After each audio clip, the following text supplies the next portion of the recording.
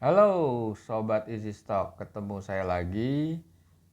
Kita bahas saham-saham yang berpotensi di listing. Nah, kita akan menganalisa kenapa sebetulnya, apakah sekedar mereka terlambat melampaui batas waktu, merilis laporan keuangan, atau ada hal apa lagi. Tapi itu kan persoalan administrasi yang dilanggar ya. Tapi yang lebih penting buat kita menganalisa sebetulnya nilai wajarnya saham-saham yang berpotensi di listing itu seperti apa. Nah, kita akan menggunakan aplikasi Easy Stock untuk menilai harga wajar atau nilai wajar dari saham-saham tersebut. Kita menggunakan metode fundamental mengacu pada metodologinya security analysis karangan Benjamin Graham, gurunya Warren Buffett. Oke, kita lihat berita apa yang muncul. Nah, CNBC, PT Bliss Property Indonesia POSA itu akan menerima ancaman untuk di-listing. Dan ada 5 emiten, HDTX, Kepas, RT, Envy, dan Army. Oke, kita coba lihat itu. Kita lihat dulu grafiknya seperti apa sih. POSA. Wah, itu nggak bergerak ya.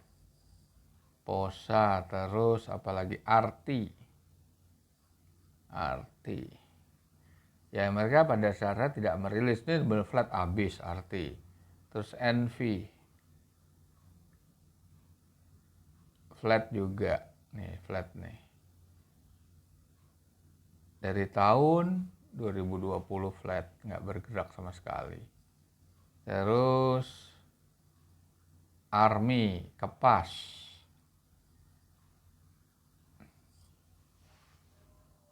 Malah anjlok gila-gilaan sampai 50, Kepas.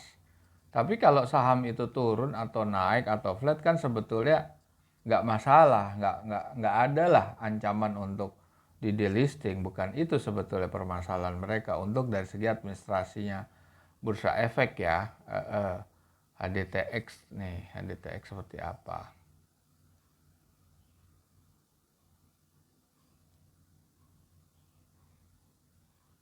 Turun terus.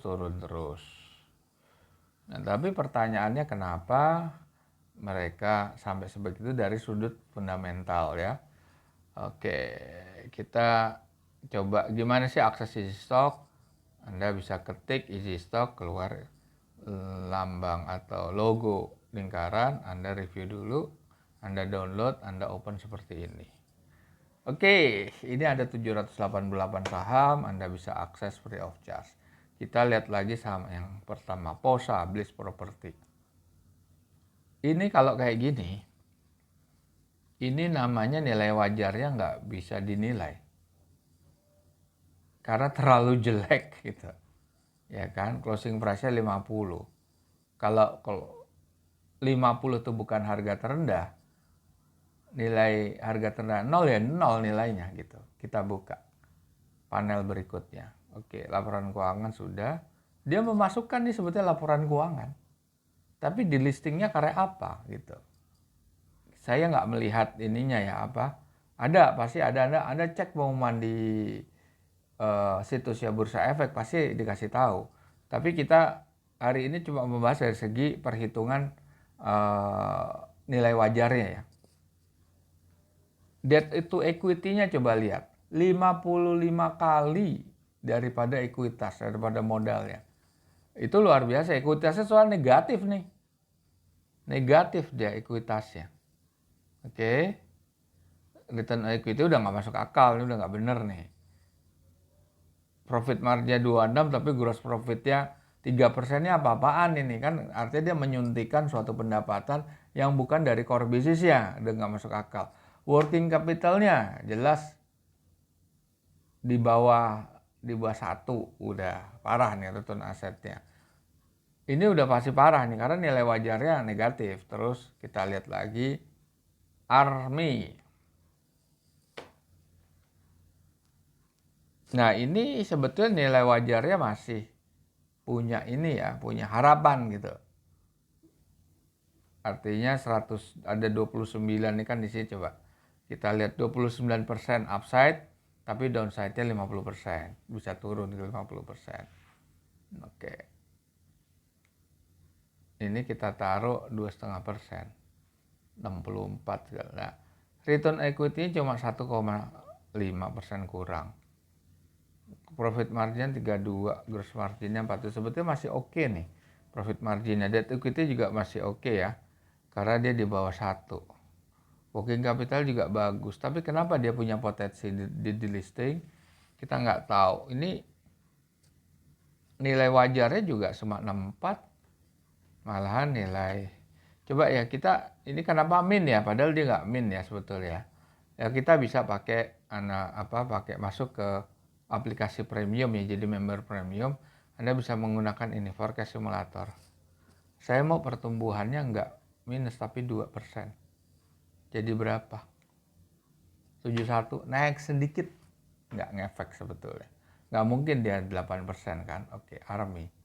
Kita lihat kemudian HDTX. Negatif. Kita lihat, buka panelnya. Di situ Anda lihat net income-nya negatif. Free cash flow-nya ya negatif pasti. Belum tentu negatif ya. Kalau dia punya depresiasi kuat atau ada other income, bisa aja cash flow-nya itu tetap positif. Tapi negatif meskipun berkurang ya. Dari minus 55 miliar menjadi minus 20 miliar. Oke, kita lihat return equity udah nggak masuk akal. Debt equity-nya 55 kali. Wah, profit margin, gross margin udah ngaco ini. Karena memang ngaco sahamnya. Oke, kita lihat tadi Bosa dia, ada Kepas.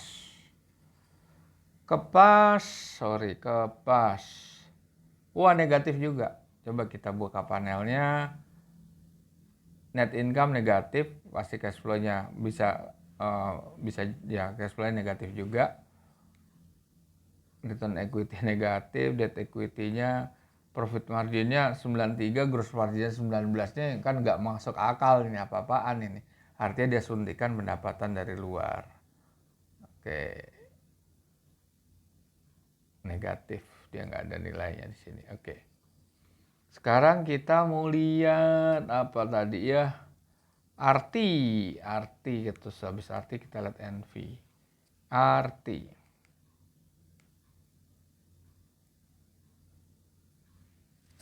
Ini negatif juga nih. Gocap sahamnya. Q4 dia minus, net income minus, cash flow minus, return equity nggak masuk akal, debt equity-nya gede banget, tapi ada yang lebih gede tadi 45 kali. Profit margin ngaco, ini udah ngaco semua. Oke, kita lihat yang lain, NV. Ya secara fundamental nggak ada yang bagus mereka, ini juga negatif lagi. Net income rugi, cash flow rugi, akhirnya minus. Terus net current asset meskipun dia positif ya, debt equity positif, tapi tetap kerugiannya itu besar sekali. Nah ini nggak masuk akal, profit margin 168%, gross margin 18% karena dia disuntik income non operasional gitu. Oke, kita lihat lagi NV ARMI. ARMI udah kita kepas, arti NV ARMI. Oke, begitu para pemirsa, para sahabat Easy Stock, bahwa apa yang dikatakan manajemen BI ya BEJ bahwa ada 6 saham yang berpotensi di delisting. Secara fundamental nilai wajarnya memang sepantasnya mereka di delisting. Baik, kita jumpa lagi di lain waktu. Terima kasih.